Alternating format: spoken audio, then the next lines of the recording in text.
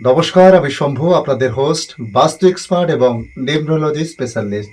আজ আপনাদের জানাবো বাস্তুতে মেইন ডোরের মাহাত্ম্য। আপনি হয়তো নিজেই জানেন না যে বাস্তুতে মেইন ডোরের মাহাত্ম্য কতটা রয়েছে। বাস্তুকে যদি একদিকে ধরা হয়, অন্যদিকে কিন্তু তার মেইন ডোরকে ধরা হয়। অর্থাৎ বাস্তু থেকে যদি 50% পজিটিভ এনার্জি পাওয়া যায়, 50% মেইন ডোর থেকে এনার্জি তৈরি করতে সাহায্য করে, এটাও কিন্তু আপনাদের জানা দরকার। অর্থাৎ একটা কয়েনের এপিঠ যদি বাস্তু হয়, ওপিঠ হচ্ছে তার মেইন ডোর।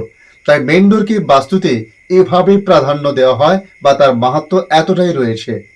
কিন্তু অনেকেই জানে না যে বাস্তুতে মেইন ডোর কোথায় করব, কতটা জায়গা নিয়ে করব, কিভাবে করব, এই মেইন ডোর কিভাবে রাখলে আমার বাস্তুতে সেই পজিটিভ এনার্জি আসতে পারে, সেটা কিন্তু আপনাদের প্রথমত জানতে হবে।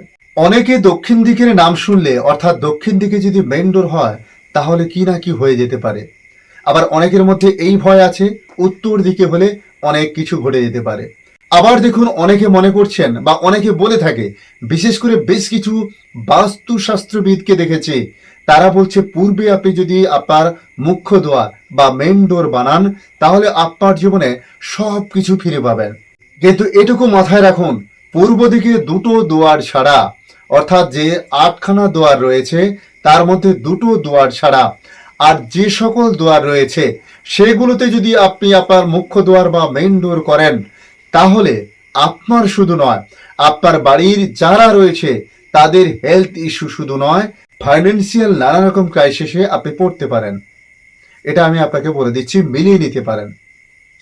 পাশাপাশি অনেকে বলছে যে পশ্চিম দিকে মেইন ডোর হলে সমস্যা হতে পারে।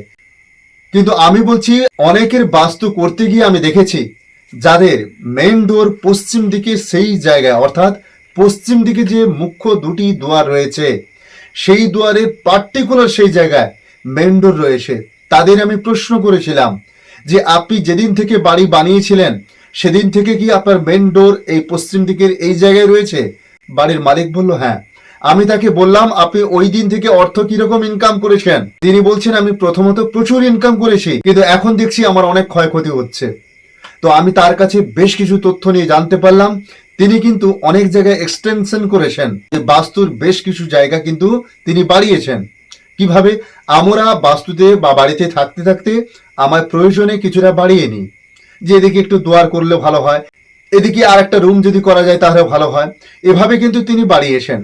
তাহলে আপনার প্রথম যে পশ্চিম দিকে যে জায়গায় দুয়ার ছিল, এই মুহূর্তে সেই জায়গায় কিন্তু আর নেই, সে কিন্তু সরে গেছে।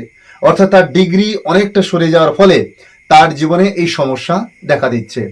অর্থাৎ পশ্চিম দিকে যদি আপনার মেইন দরজা সেই জায়গায় হয় তাহলে আমি বলছি আপনাকে রাজা বানিয়ে দিতে পারে। আপনি কল্পনা করতে পারবেন না পশ্চিম দিকে মুখ্য দ্বার আপনার জীবনে কি কি পরিবর্তন আনতে পারে।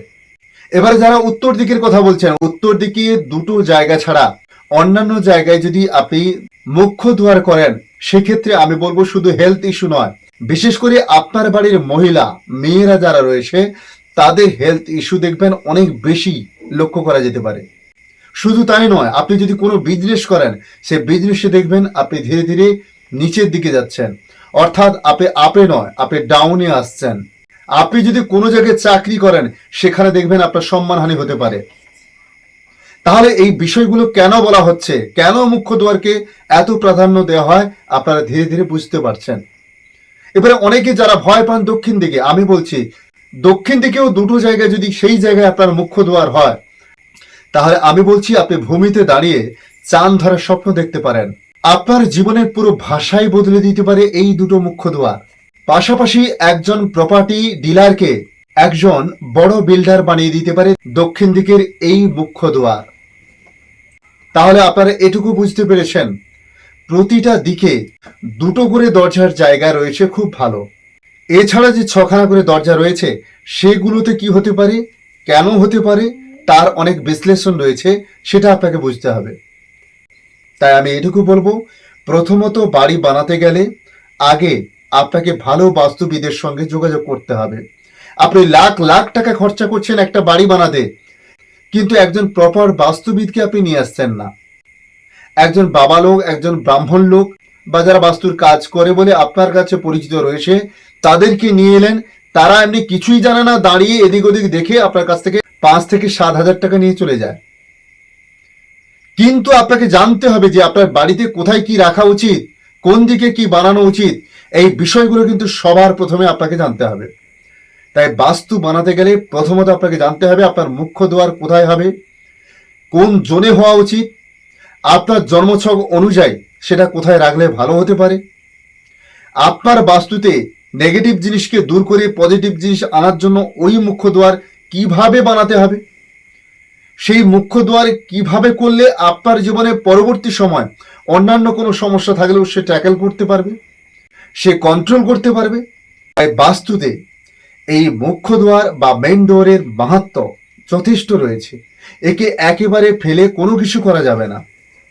তাই আপনি কমেন্ট বক্সে জানান আপনার বাড়ির মুখ্য দ্বার আপনি কোন দিকে কিভাবে বানিয়েছেন এবং তাতে আপনার কি সমস্যা হচ্ছে নাকি আপনি লাভবান হচ্ছেন। তাই আপনাদের বারবার বলেছি, বাস্তু আপনাকে সব দিতে পারে, আবার সবকিছু কেড়ে নিতে পারে, কিন্তু বাস্তু সম্বন্ধে আপনাকে ভালোভাবে জানতে হবে। যারা সত্যিকারের বাস্তুর কাজ জানে তাদের সঙ্গে যোগাযোগ করুন।